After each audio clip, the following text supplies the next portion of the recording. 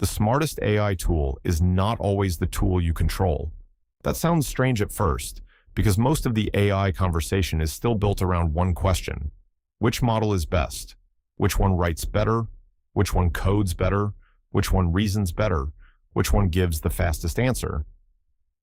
But the last few weeks have exposed a different question sitting underneath all of that.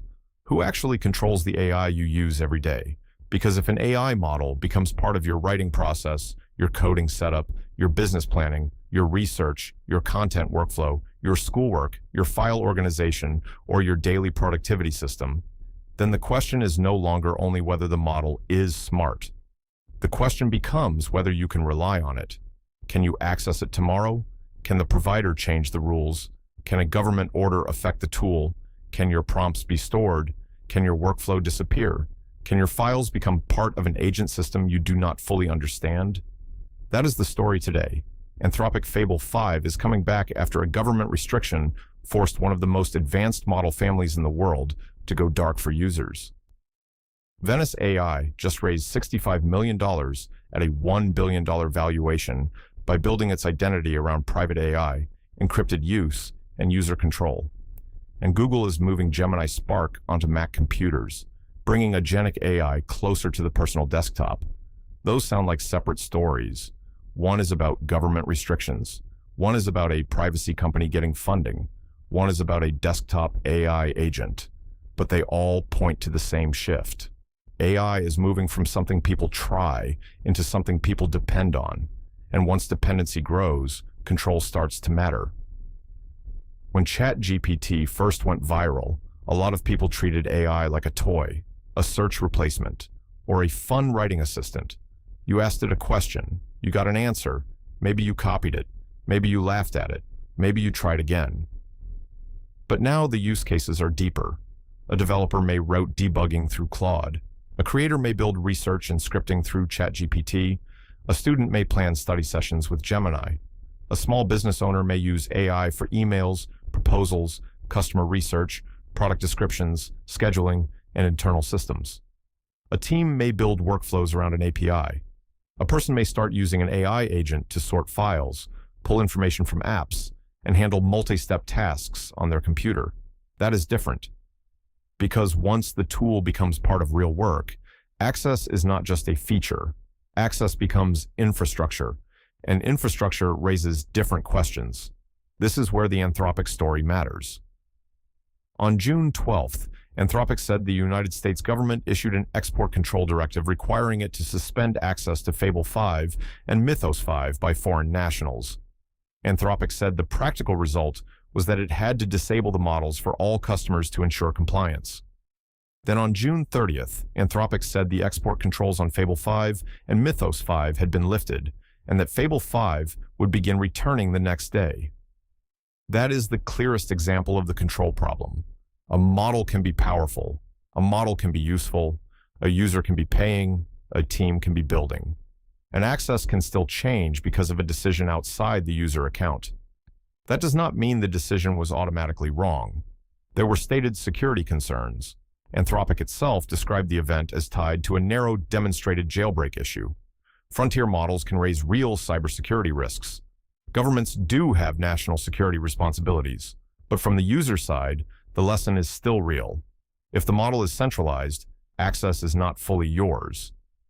You are renting capability from a system controlled by a company, shaped by regulators, limited by policy, and dependent on cloud access. That is not panic. That is just the structure. And the more important AI becomes, the more that structure matters. The Anthropic restriction is the primary evidence because it turns an abstract concern into a real timeline. A lot of people talk about AI control like it is a future problem. Maybe someday governments will restrict models. Maybe someday companies will change access. Maybe someday users will need backups. But this was not someday. Fable 5 and Mythos 5 launched, became part of the frontier model conversation, then access changed quickly after government pressure. Users did not vote on it. Developers did not plan for it. Many people were simply told the model was no longer available. Then, after negotiations and new safety measures, access began coming back. That sequence matters because it shows the full cycle. launch, restriction, user disruption, restoration, lingering uncertainty. That is what the control question looks like in real life. It is not always a permanent ban. It is not always a simple shutdown. It can be temporary, it can be selective, it can be restored. But the user learns something important. The tool can change, even when the user did nothing wrong. Now think about what that feels like for a person using AI seriously. If you use AI casually, maybe this does not hit hard. You can switch models, ask a different tool, or wait a few days.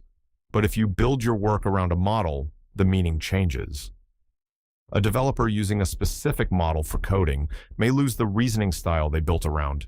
A creator using a model for research may lose the tool that best understands their format. A business using an API may have to change routing, test fallback models, or explain delays to clients. A student may not care about policy details, but they will care if the tool they use for difficult work suddenly acts differently. A global team may care even more because different users in different countries may not receive the same access. This is where AI stops being just software and starts feeling like a utility. And when something feels like a utility, people start asking utility questions. Who controls the switch? Who sets the rules? What happens during a disruption? Is there a backup? Can I export my work? Can I move to another provider? That is why Venice AI reaching a $1 billion valuation is not just a funding story. It is part of the same conversation.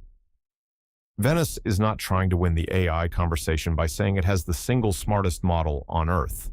Its pitch is different. It is saying privacy matters, data control matters, censorship concerns matter, user choice matters.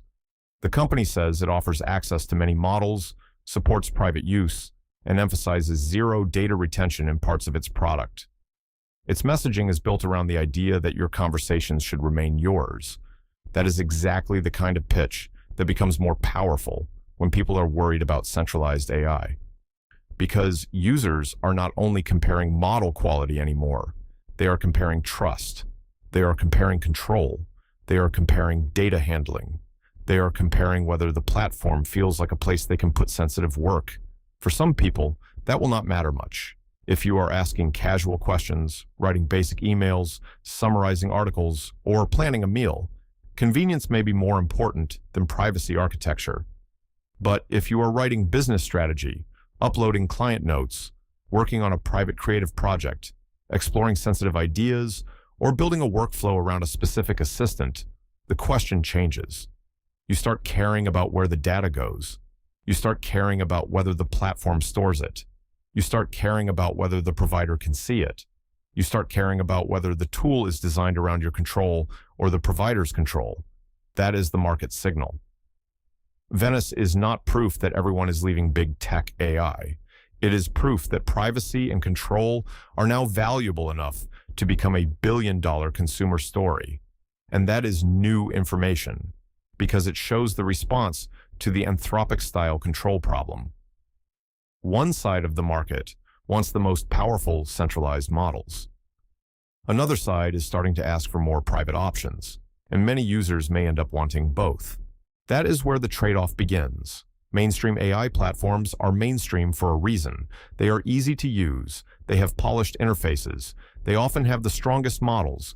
They connect to apps people already use. They have safety systems, support teams, enterprise controls, data policies, payment systems, uptime work, and deep integrations.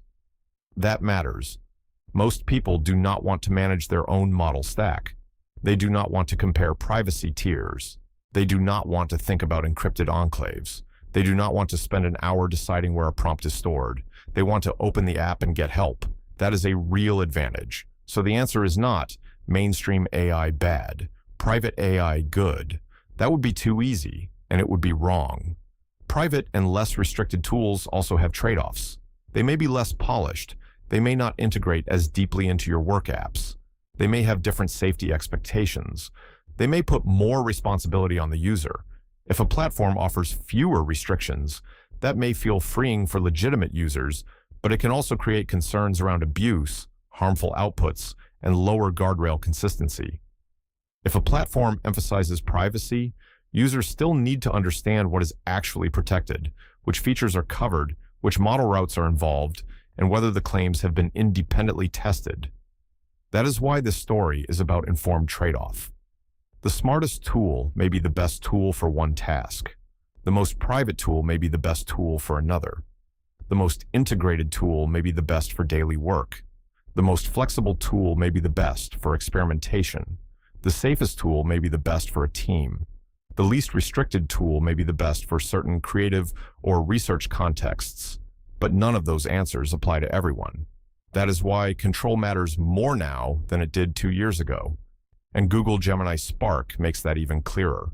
Google says Gemini Spark for macOS is rolling out in beta for Google AI Ultra subscribers in the United States. The idea is not just another chatbot window. It is an agentic assistant that can connect to your computer workflow and handle multi-step tasks. That is a major shift because a chatbot answers, an agent acts. A chatbot can suggest how to organize files. An agent may actually help organize them. A chatbot can tell you where to look. An agent may search across apps, pull information, and prepare the next step. That is useful. It is also more sensitive. When AI moves closer to your local files, your calendar, your email, your notes, your browser, your folders, and your daily workspace, the question of control becomes personal. You may want the help, you may want the automation, you may want the boring tasks handled, but you also want to know what the agent can see, what it can change, what it can send, what it can store, and when it needs permission. That is the consequence section of this story. AI control was easier to ignore when the model was just answering questions in a blank chat box. It is harder to ignore when AI is acting inside your actual workflow. This is the new phase. AI is entering the workspace. AI is entering the desktop. AI is entering business processes. AI is entering creative systems. AI is entering the places where people store real work. And once that happens, the user has to think like an operator, not just a consumer. What is my primary AI tool? What is my backup? What kind of data do I put into each tool? Which tasks need the strongest model? Which tasks need the most privacy? Which tasks should never be handled by an agent without review? Which platform do I trust for convenience? Which platform do I trust for sensitive work? That is not fear, that is maturity. The AI market is maturing, and users have to mature with it. This is where the ripple effect becomes important. The next stage of AI may not be one winner. It may be a layered system. Mainstream cloud AI for speed, polish, and power. Private AI for sensitive work. Local AI for offline tasks and personal control. Desktop agents for routine workflow actions. Enterprise AI for teams that need compliance, logging, permission systems, and reliability. Open models for builders who want more flexibility. That kind of mixed workflow may sound complicated, but it is how most technology markets evolve. People do not use only one app for everything. They do not use only one device for everything. They do not use only one storage system, one payment method, one browser, one camera, or one communication tool forever. AI may become the same way. At first, everyone asks which tool is best. Later, people ask which tool is best for this job. And the Anthropic restoration, Venice funding, and Gemini Spark rollout all push the market toward that second question. Which tool is best for this job? If the job is complex reasoning with polished performance, a mainstream frontier model may still be the best choice. If the job involves sensitive personal writing, legal notes, internal strategy, client information, or private creative ideas, a privacy-focused platform may become more attractive. If the job is boring computer work, a desktop agent may help. If the job is experimental, open models may matter. If the job is mission-critical, a backup plan matters. That is the practical mental model. Do not overreact. Do not panic. Do not abandon powerful tools just because one model had a restriction event. But also, do not pretend control does not matter. Because the more work you route through AI, the more your workflow depends on decisions made by companies, governments, platforms, and policies that you may not control. That is not a reason to stop using AI. It is a reason to use AI with more strategy. For creators, That means do not let one model become the only place your process exists. Keep your outlines, research notes, scripts, prompts, and project systems portable enough that you can move if needed. For developers, that means think about fallback models, API routing, cost, and access risk before one provider becomes the entire build path. For students, that means learn how to use AI as support, but do not become helpless without one specific assistant. For small businesses, that means understand what data you place into which tool and what happens if access changes. For everyday users, that means match the tool to the task. Use the powerful tool when power matters. Use the private tool when privacy matters. Use the agent when automation matters. Use your own judgment when the stakes are high. This is also where the game plan by Dylon ecosystem fits naturally. The whole point of building these channels and prompt products is not just to chase every new model name. It is to help people think clearly as the tools keep changing. Better prompts matter, but the bigger skill is learning how to build flexible workflows around tools that will not stay the same forever. If you want the full ecosystem, the channels, and the product page, check the link tree in the description. So the final answer is not that centralized AI is bad. It is not that privacy AI is automatically better. It is not that every person needs to switch tools tomorrow. The better answer is this. The smartest AI is not automatically the best AI for every workflow. As AI moves deeper into real work, control becomes part of the decision. Access matters, privacy matters, convenience matters, safety matters, continuity matters, and the best choice depends on what you are actually doing. The Anthropic story showed that centralized access can change. The Venice story showed that privacy and user control are becoming funded market demands. The Gemini Spark story showed that AI is moving closer to your actual computer and daily workflow. Together, they point toward a new AI question. Not just, which model is smartest? But, which AI can I trust for this part of my life? That is the question people will be asking more often, as these tools become less like websites and more like work systems. And if you understand that question early, you will not only use AI better, you will build around it better,